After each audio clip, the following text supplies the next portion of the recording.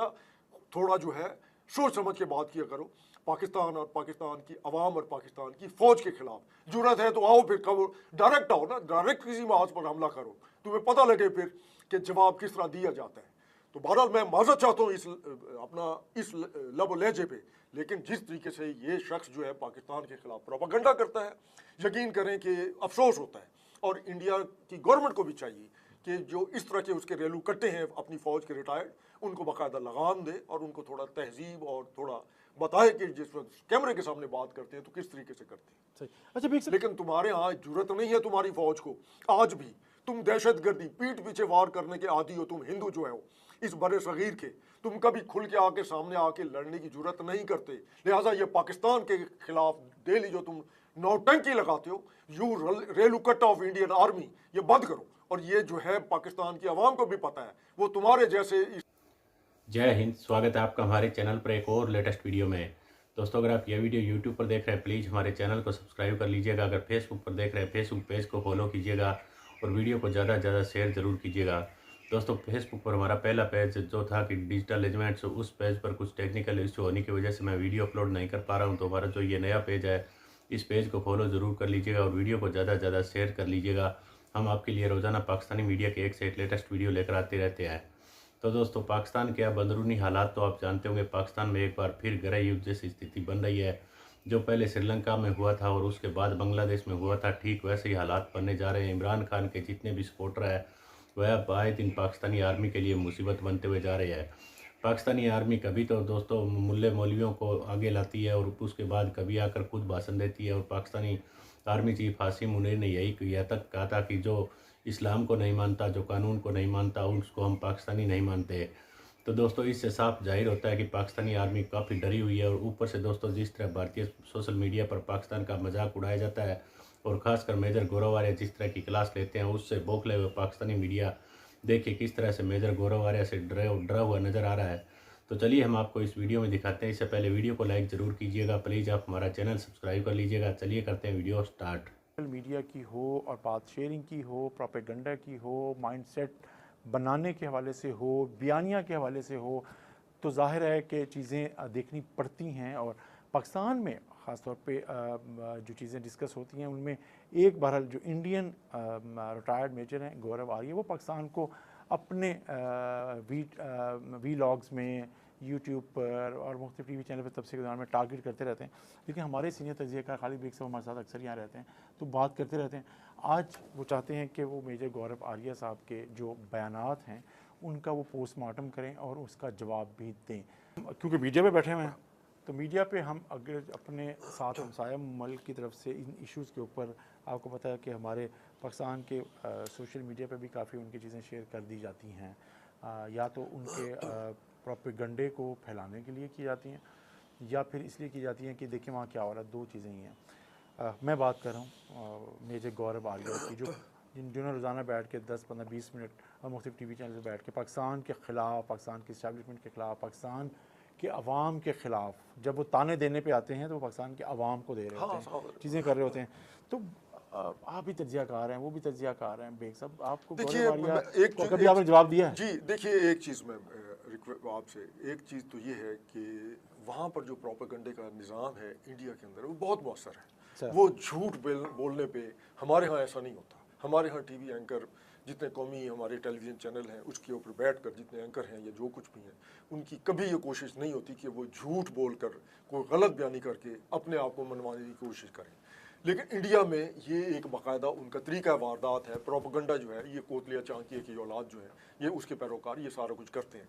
लेकिन मैं आज, आपने चूँकि ये बात की है तो मैं आपके नाजरीन के लिए साउथ टुडे के तवज्जुह से मैं डायरेक्ट गौरव आर्या से बात करना चाहता हूँ। क्यों? Hi Gaurav Arya, major retired Indian army, बल्कि मैं तो ये कहूँगा कि तुम रेलू कट्टा हो इंडियन आर्मी का।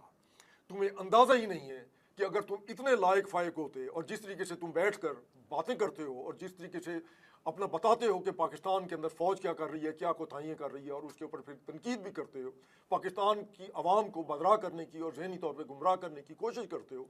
अगर तुम इतने ही लायक होते तो 12 बोर में पढ़ने वाले गीले कारतूस की तरह मेजरी पे ठुस ना हो जाते। पहली बात तो ये है। और दूसरी बात ये है कि जिस वक्त तुम प्रोपेगेंडा कर रहे होते हो, झूठ बोल रहे होते हो, तो तुम्हें अंदाज़ा ही नहीं है कि उसमें आज तुम्हारे अपने नौजवान जो हैं उन्हें भी अंदाज़ा है कि असल हक़ाइक़ क्या है। क्या तुम ब्रास टैग जो तुम्हारी एक्सरसाइज थी राजीव गांधी के दौरान, जिस वक्त तुमने 3 कमांडें जो हैं उनको लेकर बाकायदा पाकिस्तान पर हमला आवर करने होने की और साजिश बहुत बड़ी की थी, तो उसमें पता है क्या हुआ?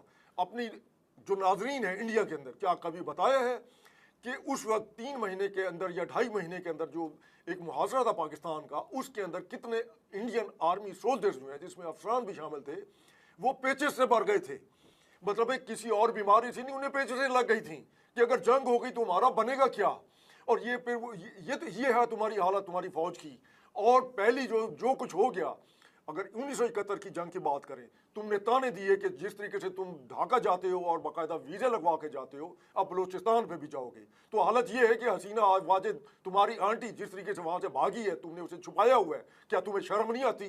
क्या तुम्हें एहसास नहीं है कि तुम लोगों ने धोखा दिया बंगाल की उस अवाम को, और वहाँ पर झूठ बोलकर जो है अपना तसल्लुत और अपना नाजायज़ कब्जा जो था शेख मुजीबुर रहमान, उसकी अवामी लीग और उसके बाद उसकी बेटी के जरिए बरकरार रखा।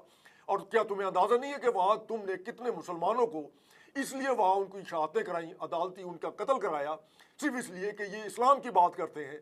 या अगर ये इस्लाम की बात करते हैं तो इसका मतलब है कि इनके अंदर पाकिस्तानियत मौजूद है और ये कल को दोबारा पाकिस्तान की तरह गायब हो सकते हैं। तो शर्म करो, जिस तरीके से जो है 5 अगस्त को इसी साल जिस तरीके से वो तुम्हारा वो जो पूरा नैरेटिव था वो बर्बाद हुआ है। तो अगर तुम्हें एहसास हो तो ये इंडिया की पिछले जब से 74-76 साल हो गए हैं, ये पहली बहुत बड़ी स्ट्रेटेजिक शिकस्त है।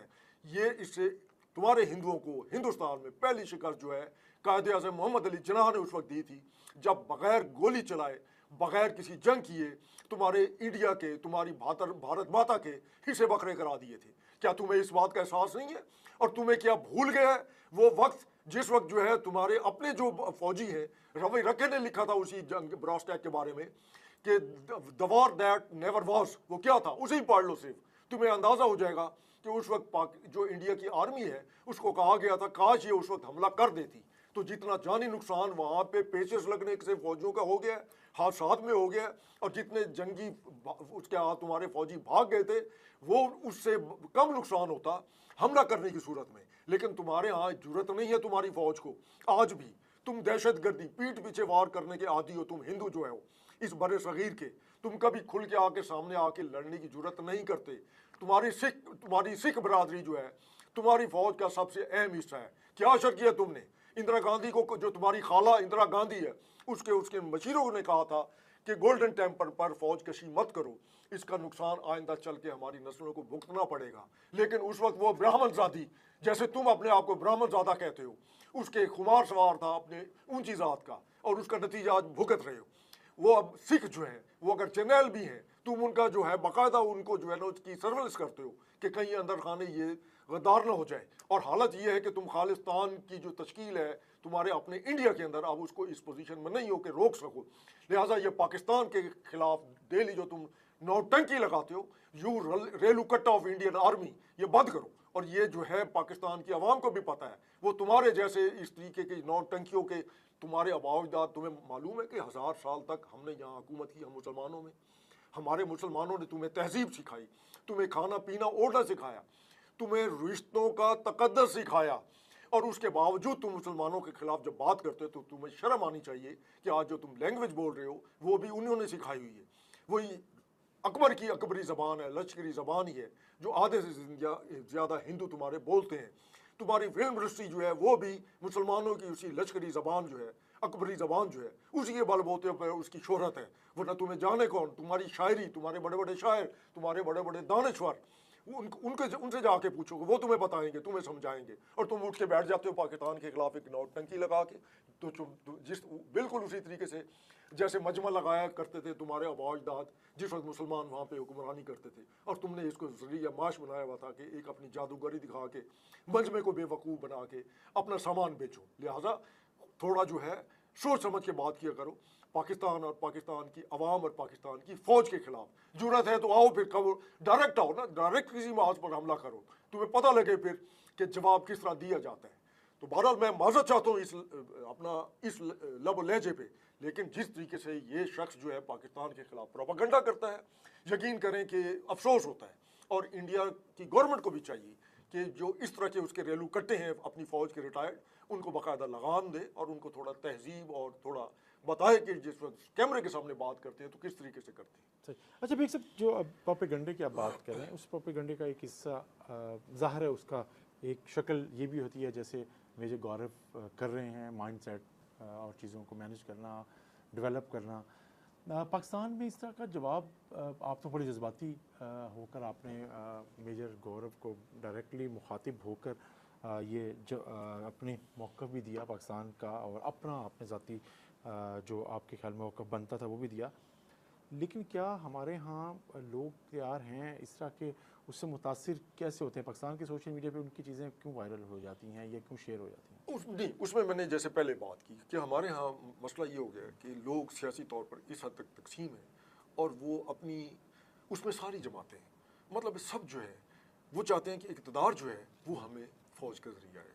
अच्छा, ये इल्ज़ाम लगाना कि पाकिस्तान को सिक्योरिटी स्टेट बना दिया गया, भाई बदकिस्मती है यार। बात ये है कि जिस वक्त पाकिस्तान का वजूद आया, अमल में आया, नक्शा पाकिस्तान का उभरा, तो पाकिस्तान की सलामती को तो उस वक्त से ही ख़तरा लाहक हो गया था ना, मशरिक से भी और मगरब में भी। क्या मगरब में उस वक्त पाकिस्तान के ख़िलाफ़ अफ़गानिस्तान ने पूरा एक महाज नहीं खड़ा किया था? उसने तो बाकायदा तस्लीम करने से इनकार कर दिया था, हालांकि मुसलमान बरादर इस्लामी मुल्क था, लेकिन उसके बावजूद जो है आप देख लीजिए कि अफ़गानिस्तान आज भी मरकज़ है पाकिस्तान में प्रॉक्सी वार्स और दहशतगर्दी का।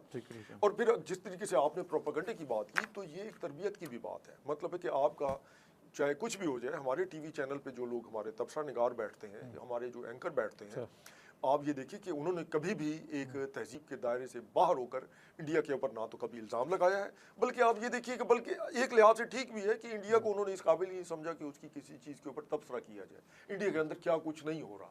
अभी वहाँ पर लेडी डॉक्टर जिस तरीके से उसका रेप हुआ है और इससे पहले भी जो कुछ हो रहा है, आप हैरान होंगे कि गौरव आर्या को शर्म नहीं आती कि जिस वक्त आसाम के अंदर वहाँ की जो आसाम, तो देखा होगा दोस्तों किस तरह से पाकिस्तानी मीडिया जो आए दिन मेजर गौरव आर्या तो हमेशा से अपनी सच्चाई और तथ्य के साथ बातें रखते हैं और फिर पाकिस्तानियों की खिल्ली उड़ाई जाती है।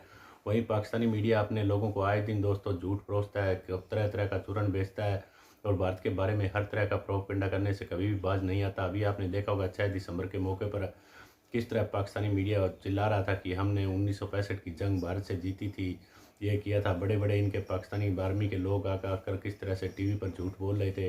तो दोस्तों पाकिस्तानी आप खुद अपने अंदर नहीं जान कर देखते कि किस तरह से लोगों को झूठ परोस रहे हैं। वही भारतीय मीडिया के बारे में ये आए दिन आपने देखा होगा किस तरह की बातें करते रहते हैं। तो हम आपके लिए पाकिस्तानी मीडिया की रोज़ाना एक से एक लेटेस्ट वीडियो लेकर आते रहते हैं। प्लीज़ आप हमारे साथ जुड़े रहिएगा, हमारा चैनल सब्सक्राइब कर लीजिएगा। अगर फेसबुक पर देख रहे हैं फेसबुक पेज को फॉलो कर लीजिएगा। दोस्तों पहले वाले पेज पर मैं कुछ इशू होने की वजह से वीडियो अपलोड नहीं कर पा रहा हूं, तो प्लीज़ हमारे इस पेज को फॉलो कीजिएगा।